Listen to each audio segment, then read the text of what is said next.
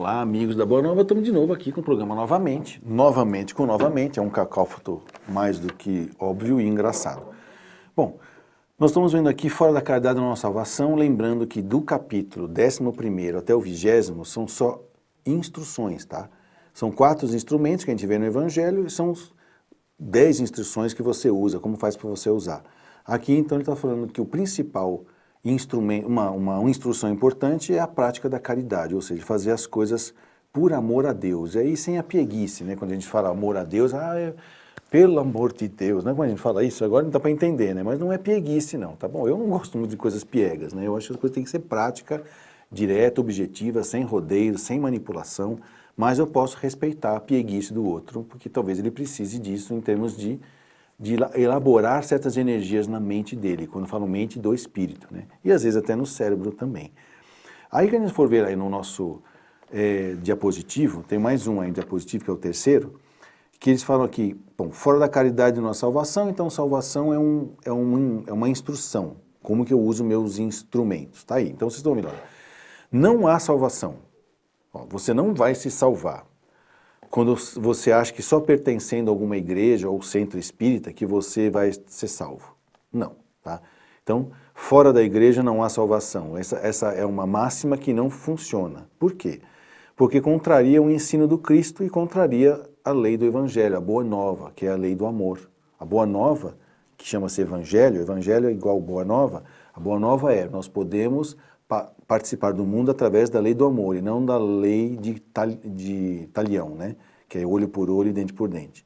Então não é porque você assume fundamento de uma igreja qualquer, inclusive da própria doutrina espírita, que você vai estar sendo salvo, né?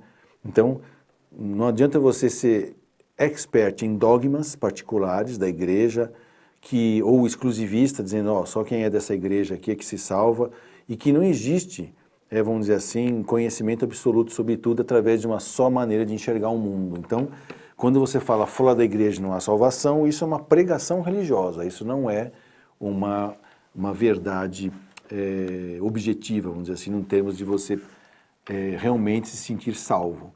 Aliás, vem uma pergunta que vocês podiam fazer, aliás, eu faço essa pergunta, se alguém puder mandar por e-mail ou por WhatsApp, né? Salvo do quê? Né? Fora da caridade não há salvação, salvação do quê? Do inferno? Não. Salvar, acho que é o mesmo contexto de quando a gente vai lá no computador e salva, né? Salvação é isso. Vou continuar existindo. Por quê? Porque eu continuo servindo a Deus. Como? Com uma consciência maior agora. Mas antes você não servia, só que eu não tinha consciência. Então, a qualquer momento, por não ter consciência, o meu trabalho poderia não ser útil, podia até ser contra Deus. E aí, salvei você. Ó, se você se iluminou, entendeu algumas coisas a mais, agora você está no meu arquivo aqui. Eu conto com você com mais capacidade de servir. Então, não é que existe um inferno do qual nós vamos ser salvos. Se existe alguma coisa em que a gente é retirado, e isso é da natureza, não é a favor de ninguém, é da nossa ignorância, do nosso desconhecimento. Quando a gente desperta, e aí são 2 asas, né, o do conhecimento e o da moral, aí então a gente vai ser salvo, né? Tipo lá, a gente vai começar a fazer parte dos arquivos que Deus mais acessa, podendo contar com pessoas que têm sentimento e que têm pensamentos de acordo com a lei do amor. Então, não é porque você pertence a uma igreja, a uma religião, que você vai ser salvo. E aqui também do outro lado, no diapositivo, que vocês podem ver, do lado direito, também não haverá salvação fora da verdade, né? Está dizendo aqui, fora da verdade não há salvação. Isso seria equivalente a dizer que também fora da igreja não há salvação. Por quê? Quem é que é dono da verdade? Quem está de posse totalmente com a verdade? Isso seria também uma proposta exclusivista, ou seja, eu sou o dono da verdade, então se você seguir a minha religião, você não será salvo. Não dá para perceber, como assim? Se todo mundo serve a Deus, mesmo aqueles que ignoram a presença de Deus, a existência de Deus, como assim? Se eu sou ignorante, desconheço algumas coisas, eu não vou ser salvo só por causa disso? Né? Aí então a gente sabe então que a verdade, por ela ser relativa, né, para a humanidade ela é relativa. Nós só sabemos o que é possível, o que a gente consegue enxergar dentro da nossa consciência. E ela só é absoluta para algumas níveis de espiritualidade, certos níveis superiores, espíritos mais elevados. E é claro, ela é total para Deus, né? Então, falar que para mim ser salvo, para mim ser escolhido por Deus para servi-lo, eu preciso estar na igreja ou ter conhecimento da verdade, isso não é verdade, tá? Isso não é uma condição para você ser salvo. Lembrando que ser salvo não é tirar você do inferno. Salvo significa, olha, tenho mais um com consciência para me ajudar aqui. Olha, tem mais outro aqui que saiu da ignorância e quer participar fazendo isso. Então eu vou usar mais ele, conto mais com ele, né? Lembrando que eu sempre costumo dizer isso, que Deus não precisa da gente, tá? Claro que não, nós somos criaturas, tá? Mas Ele conta com a gente. Então o que a gente faz? Gravitar até Deus significa fazer com que Ele conte muito mais conosco, com aquilo que a gente sabe intelectualmente e com aquilo que a gente desenvolveu moralmente. Isso é ser salvo, né? Ele vai lá e dá um save, né, na gente, em termos até de guardar a nossa presença mais em alguns lugares pela necessidade que ele tem. E a gente indo lá para o nosso último diapositivo, nós vamos ver aqui a instrução dos espíritos final, né, que é uma redundância. Então ele está fortalecendo a ideia de que fora da caridade não há salvação. Então, quais são as formas de praticar a caridade, né? Tem a caridade material, vocês estão vendo aí, né? Então, distribuir alimentos, distribuir roupas, distribuir dinheiro, né?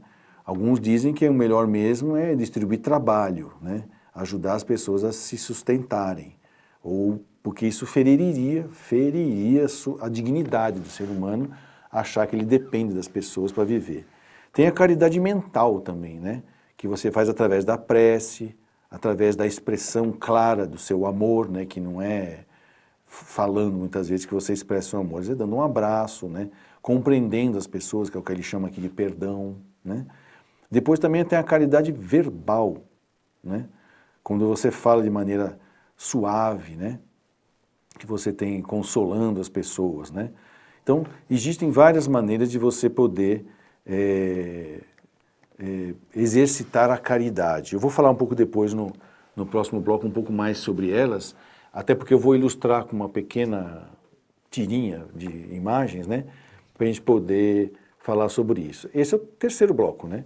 Nós temos ainda um quarto que aí eu vou mostrar um filminho que mostra exatamente como você pode exercer a caridade sem exatamente pertencer a nenhuma religião e nem ter muita noção de que aquilo é caridade. E você já está fazendo caridade, né?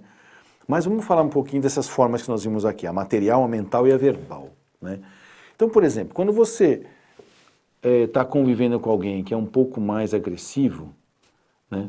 Você se submete a ele, submeter-se a ele é caridade? Não, né? Mas confrontar ele é caridade? Também não. Então como é que você lida com a agressividade? A caridade aí é sendo assertivo, é pontuando para a pessoa, olha, isso que você está me falando, talvez até tenha algum fundamento, talvez até tenha razão, mas a maneira pela qual você falou me deixou mal, de maneira que eu não consegui entender o que você quer dizer, né? Então eu vou fazer o seguinte, eu não vou considerar o que você falou agora, vou pegar o que você falou, vou guardar. Quando eu estiver menos perturbado pela maneira que você falou, a gente volta a conversar sobre isso. Pronto. Isso é uma maneira caridosa de abordar alguém que é agressivo. Como é que a gente aborda, então, por exemplo, alguém que é passivo, vamos dizer assim, alguém que é bonzinho demais, né? Você conhece uma pessoa assim?